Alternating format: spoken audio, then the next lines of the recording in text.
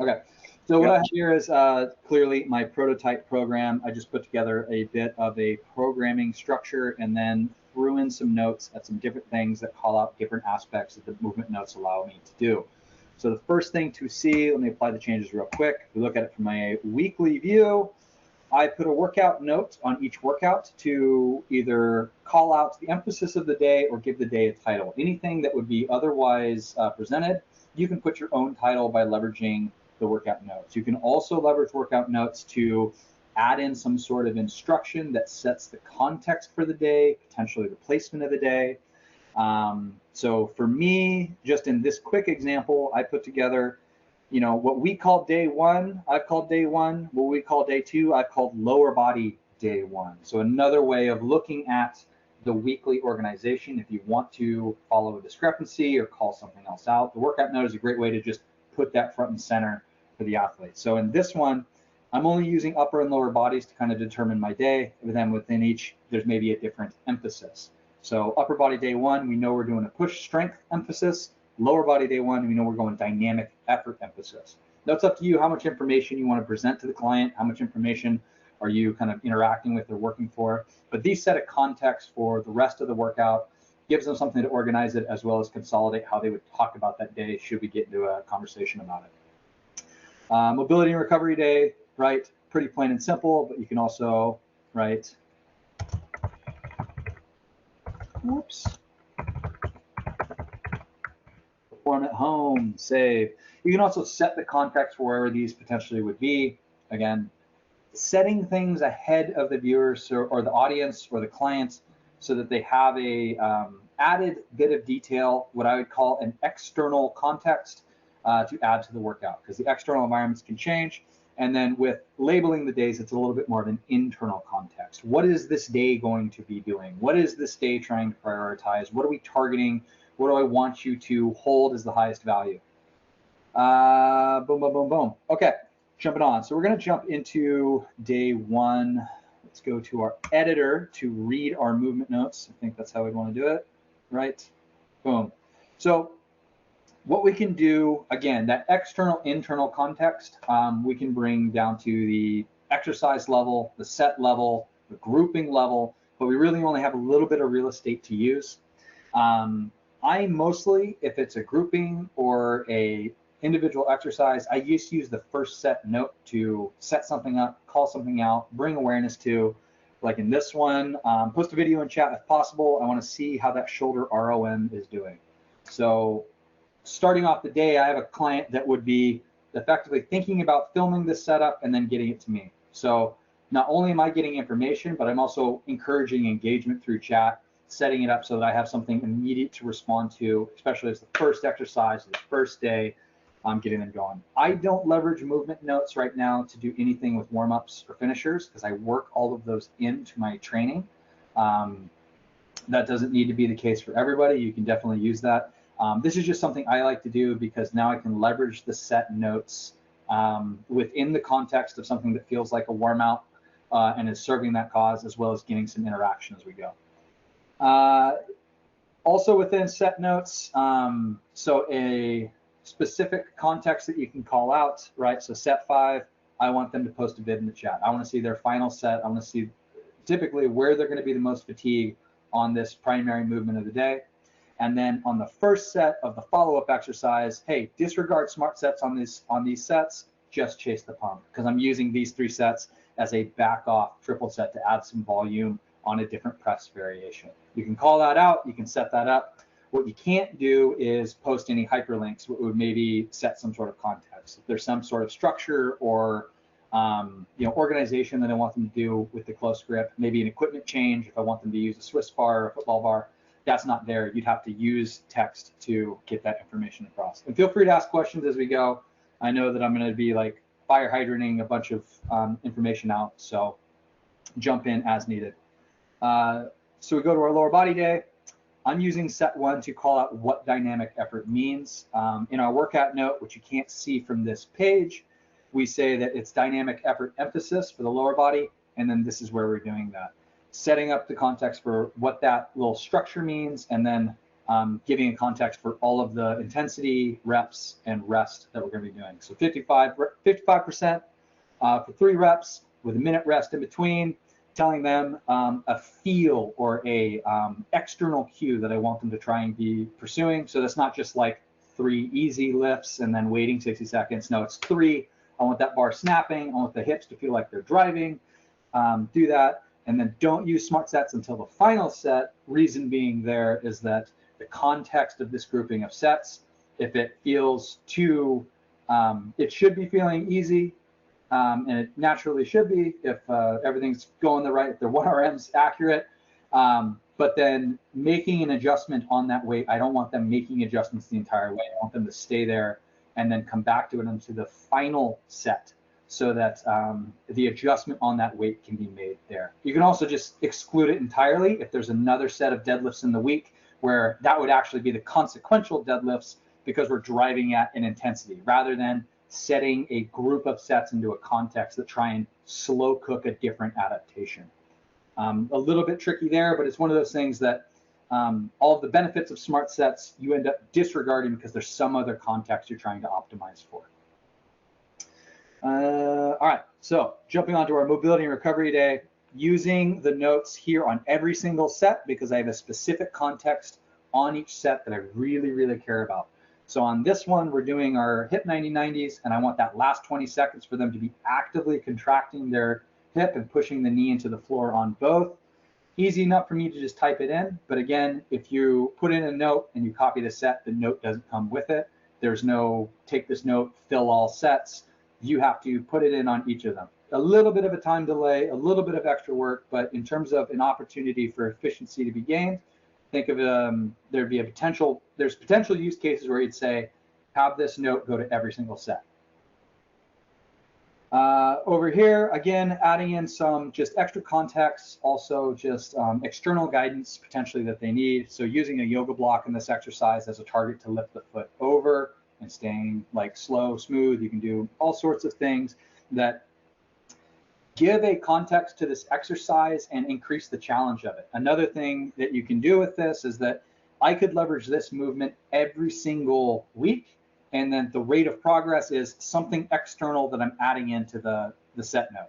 Be like, hey, add another yoga block on top of last week, right? Or different ways of adding variations to these movements where the progression isn't inherent to either sets or reps. It could be the actual performance of the exercise as a movement skill.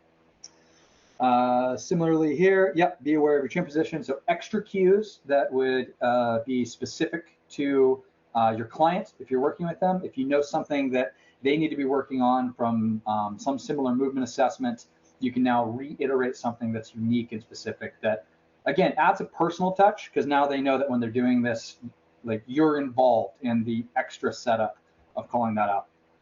And then anything that's motivational or a context setting for just a feel that you should be approaching.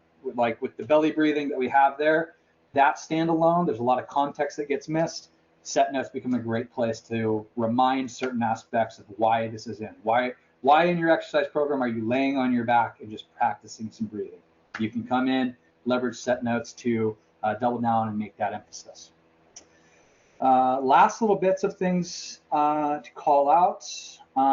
Another thing that I really enjoy doing within set notes and with the editor itself is leveraging clusters or wave sets. Very similar concepts, but you can see in this pull-up protocol that I have running in this pull day, we do 3 sets of 1 to 3 with 10 seconds between the first 2 sets. And at the end of the 3rd set, we're taking an extended break. So we're splitting up this movement into smaller doses of smaller ranges. And the emphasis there is to keep quality high while fatigue builds. So it gives more progression and more variability to movements that would otherwise get a flat level of programming in our previous system. But now we can be more strategic in how we would dose or progress or call out certain elements of skill progression within these different movements.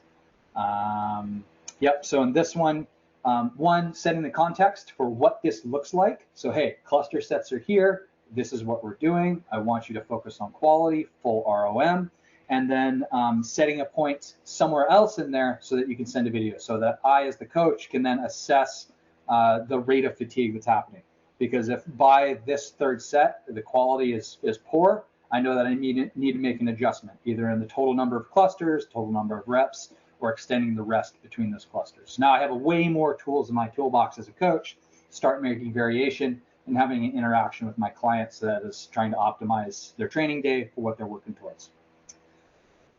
Similarly, I didn't put a note on this one, but leveraging the editor, you can do some very fun pyramid style structures to different bodyweight style movements. So for the secondary emphasis of today on the push, we're just doing a quick little ramp up from 6 to 12 and back down using the dips, hitting a 20-second rest in between. So a quick little push finisher in a unique variation that works really, really well within our workout card. And it's another thing that as simple as this, right? I can set the context being here. This is a fun finisher. Boom, that easy. Now they know it's a finisher. They know that it's, it's going to have some sort of context to it that I'm looking forward to. That simple as be. Like, that's the power of movement notes right there, is this human context can have, immediate impact and help segment the training that we wouldn't otherwise be able to call out within the workout. The set notes can serve that purpose. Last little bits here. Similar notes here, go slow. So sending specialized cues that take the audience's conscious efforts and give it something. So these movements here, again, so sitting down, moving your hip through its full range of motion, an easy enough one to skip. But if you put something in that movement note to start, it highlights the importance of it, because you took the time to go and put some context there that will then pull the user in and be like, okay, maybe I don't skip my sideline hit cars today because coach put some notes here, so I know that I got to hit them. Okay, some fun stuff you can also do here in terms of an external context. So setup, right? So if you have a movement triplet, one that I love to do is pull from the Charles Poliquin 6-12-25 kind of style structure. So you have one big block movement that you're aiming for like a 6 rep, so something that's a little bit more at the heavier end of the force velocity curve. And then you pair that with, a secondary variation for 12 reps, and then some really light cyclical variation for 20 to 25 reps. In this one, one of my clients, as soon as he did it, he was like, that was the most fun I've had in a 24-hour fitness. But he got to do leg press, reverse lunges, bodyweight squats. And all it takes is one note to let them know, hey, this is 6-12-25. This is a protocol that does this. Make sure you bring your dumbbells with you to the leg press.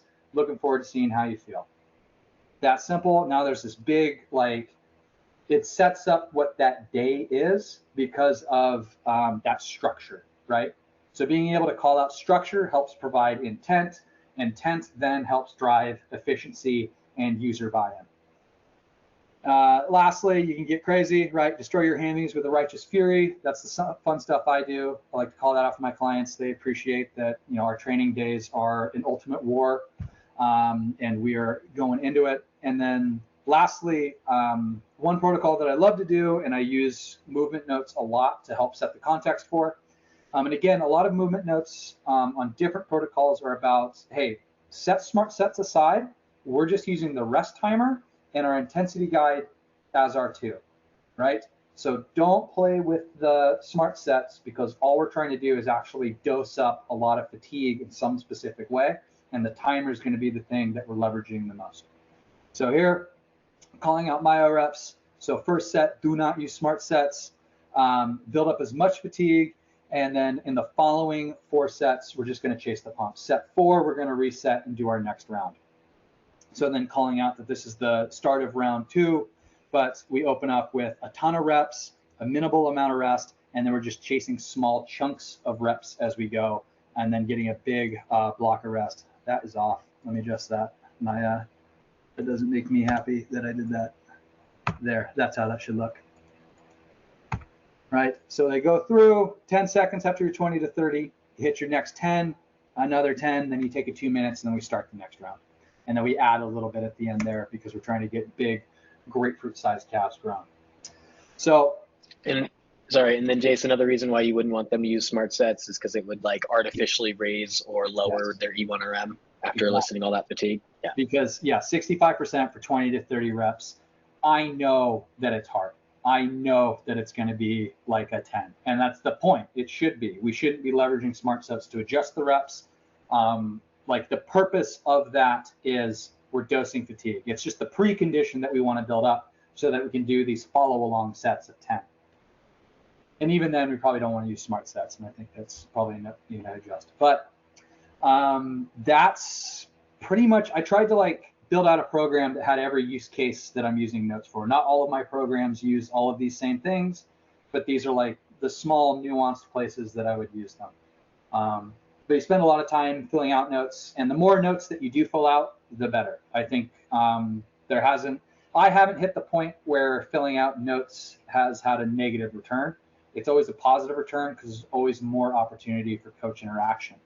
And it helps keep your clients engaged, knowing when to send stuff in through the chat. And it's an awesome canvas for showcasing the human element that sits behind the programming side.